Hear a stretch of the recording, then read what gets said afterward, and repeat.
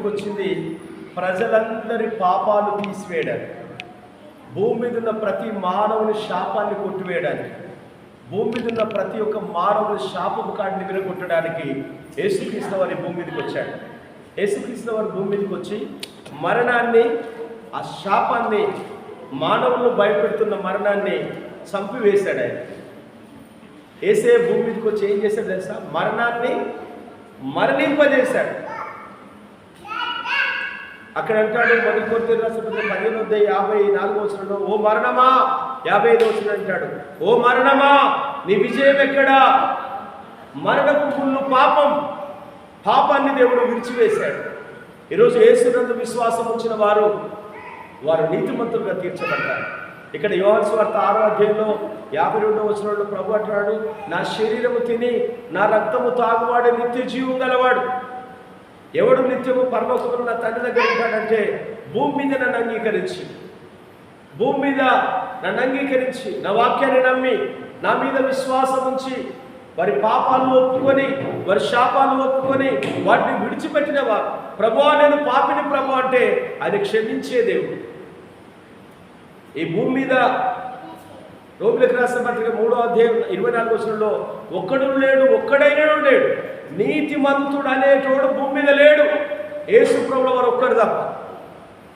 కానీ మనము ప్రభు దగ్గరికి వచ్చి మనం పాపులమని ఒప్పుకున్నట్లయితే, ప్రభువా నేను అయోగ్యుడైనా, నేను పాపం చేయలేదు, నా పితరులు పాపం చేశారు, నా ముత్తాతలు పాపం చేశారు, అవ్వ పాపం చేసింది, ఆదాము పాపం చేసింది, వాళ్ళ పాపము మనందరి మీదకి వచ్చింది.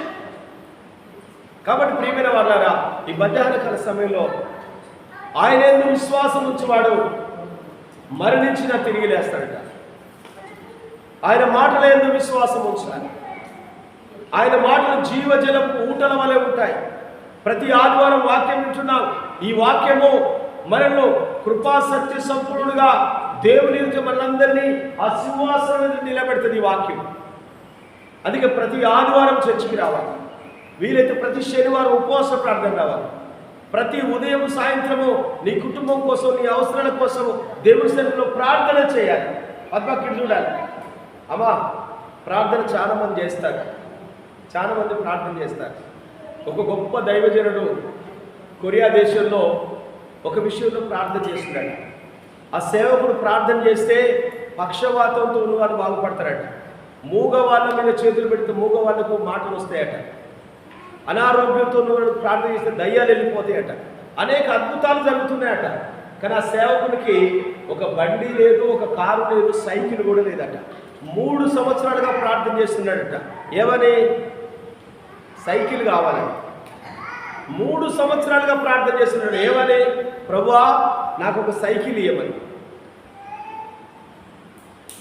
రోగుల మీద చేతులు పెడితే రోగులు బాగుపడుతున్నారు. ఇబ్బందులతో వచ్చిన వాళ్ళు, మరణానికి క్యాన్సర్ ఉన్న వాళ్ళు, భయంకరమైన రోగాలు ఉన్న వాళ్ళు ఆయన దగ్గర తీసుకొస్తే ఆయన ప్రార్థన చేస్తే రోగాలు బాగుపడుతున్నాయి. ఈయన 3 సంవత్సరాలు సైకిల్ అడిగితే దేవుడు ఇస్తలేదు. అప్పుడు ఈయన ఉపవాసం ఉండి ప్రార్థన చేస్తాడట, ప్రభువా మరి నాకు నడవడానికి చాలా ఇబ్బంది అవుతుంది, నేను 3 సంవత్సరాలుగా అడుగుతున్నాను, కనీసం నా ప్రార్థనకు జవాబు రావట్లేదు ప్రభు అంటే, అప్పుడు దేవుడు మాట్లాడాడట. ఏమని తెలుసా? ఏమని మాట్లాడుతాడో తెలుసా? దేవుడు ఏమంటాడో తెలుసా? ప్రియమైన దైవజనుడా, సైకిల్ అడుగుతున్నావు కరెక్టే, మరి సైకిల్లో 3 కంపెనీలు ఉన్నాయి. ఒకటి ఫిలిప్స్, ఒకటి అట్లస్, ఒకటి హీరో. నేను ఒకరిని ఫిలిప్స్ కంపెనీ ఇచ్చిన అనుకో, నువ్వు అప్పుడు ఇది కాదు ప్రభువా నాకు అట్లస్ సైకిల్ కావాలంటే, ఒకరు అట్లస్ సైకిల్ ఇచ్చిండు అనుకో, ప్రభా ఈ సైకిల్ కాదు నాకు హీరో సైకిల్ కావాలంటే, నువ్వు అడిగేదేదో స్పష్టంగా అడగాలి. హల్లెలూయా. యేసుక్రీస్తు వారు ఎంత స్పష్టంగా మాట్లాడుతుంటే, మనకేం కావాలో మనం స్పష్టంగా దేవుణ్ణి అడగాలి. ఎవరికి 10 లక్షలు ఇవ్వాలి, ఎవరికి 1000 రూపాయలు ఇవ్వాలి, నీకేం కావాలో అది స్పష్టంగా దేవుణ్ణి అడగాలి. ఏమడగాలి చెల్లి పద్మక్క? రాజుకేం కావాలో అడగాలి. అమ్మ వందనాలు, పాపం వీళ్ళ ఆటోలు ఇప్పుడు లేట్గా వచ్చినాయిరా, హల్లెలూయా. ఆటోలు లేటుగా వచ్చినాయి, కొందరు ముందుకు రండి చెప్పు హల్లెలూయా చెప్పాలి హల్లెలూయా. ఇప్పుడు దేవుణ్ణి మనం అడుగుతున్నాము, స్పష్టంగా అడుగుతున్నామా? పద్మక్క స్పష్టంగా అడుగుతున్నామా? మళ్ళీ ఎవరికి ఇక్కడ చెల్లి స్వరూప, సంధ్య, అమృతక్క, మీరు అడిగేదేదో దేవునికి అర్థమవుతుందా? విజయ్ కుమారే గారు ఏం కావాలని దేవుడు అడుగుతారు? అట్లా సైకిల్ కావాలి. ఏమడుగుతాను రా చెల్లె మంగక్క? ఏమడుగుతాను? ఏం కావాలని అడుగుతాను? అడిగేదేదో స్పష్టంగా దేవుణ్ణి అడగాలట. ఈ రోజున మానవుడు శాపములు పాపములు కూరుకొని పోయి శాపములు పాపగ్రస్తమైన జీవితంతో ఉండి ప్రభువా నీ రక్షణ మాకు కావాలి అని కనుక నువ్వు అడిగినట్లయితే, అయ్యా నీ రక్షణ మాకు కావాలయ్యా, నీ అందు మేము విశ్వాసిస్తున్నాం ప్రభా, మాకు రక్షణ దయచేసి నువ్వు అడిగినట్లయితే, ఆయన నామందు విశ్వాసం వచ్చినట్లయితే, నీ పాపాలను నోటితో ఒప్పుకున్నట్లయితే, దయా కనికరముల దేవుడు మత్తయి సువార్త 18వ అధ్యాయం 19-20 వచనాలు చూద్దాం. మత్తయి సువార్త 18వ అధ్యాయం 19-20 వచనాలు తొందరగా. మత్తయి సువార్త 18-19-20 వచనాలు చదవరారా? 19-20 వచనాలు 19-20 వచనాలు బిడ్డ.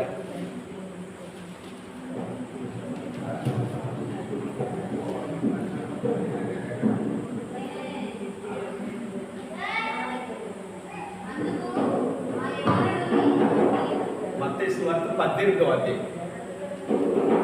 మత్తయి సువార్త 19-20 వచనాలు చదువురా. 19-20 వచనాలు అధ్యాయం 18రా 19-20 వచనాలు చదువునండి. మత్తయి సువార్త 18వ అధ్యాయం 19వ వచనం. ఇద్దరు ముగ్గురు ఏముందిరా? మరియు మీలో ఇద్దరు తాము ఏడుకొనిన దేని గురించైనను భూమి మీద మీరు ఏకీభవించిన ఎడల పరలోకములో నా తండ్రి మీకు స్పష్టంగా అది అనుగ్రహించబడదు. ఎవ్వరు చదువుతలేరేమ్రా? వారికి దొరుకునాయని నిశ్చయంగా మీతో చెప్తున్నాను. ఏలైనగా ఇద్దరు ముగ్గురు నా నామంలో ఎక్కడ కూడిందరో వారి మధ్యలో నేను ఉంటాను అంటున్నాను. చప్పటి కూడా దేవుడికి స్తోత్రం. ఇక్కడ దేవుడు ఏమంటున్నాడు? ఏదైతే అడుగుతున్నావో ఇద్దరు ఏకీభవించి దేన్ని అడిగినా పరలోకములో నా తండ్రి మీకు తక్కువ అనుగ్రహిస్తాడు. మీరు దేన్ని అడిగినా నా దేవుడు మీకు అది ఇస్తాడు. మీరు దేన్ని అడుగుతారో స్పష్టంగా అడగండి, అది నా దేవుడు ఇస్తాడు. నశించిపోయిన మానవుడు రక్షణ కోరుకోవాలి. పాపంలో శాపంలో ఉన్న ప్రభా మాకు విడుదల అనాలి. మా జీవితంలో మీరు గొప్ప కార్యాలు చేయరు ప్రభు అనాలి. అయ్యా నా కుటుంబానికి, నా అన్నదమ్ములకు, నా అక్కచెల్లెళ్లకు రక్షణ అడగాలి. ఆయన వారికి నిశ్చయంగా